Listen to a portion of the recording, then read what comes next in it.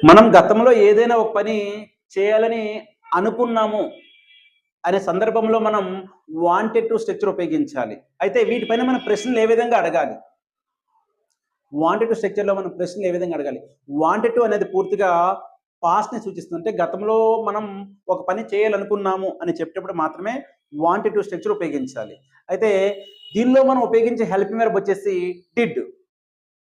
మీరు గతంలో ఇంగ్లీష్ నేర్చుకోవాలని అనుకున్నారా? Did you want to learn English in the past? వాళ్ళు నిన్న మనల్ని కలవాలని అనుకున్నారా? Did they want to meet us yesterday? అతడు గత వారం హైదరాబాద్‌కి రావాలని అనుకున్నాడా? Did he want to come to Hyderabad last week? ఆమె గత నెల దుబాయ్‌కి వెళ్ళాలని అనుకుందా?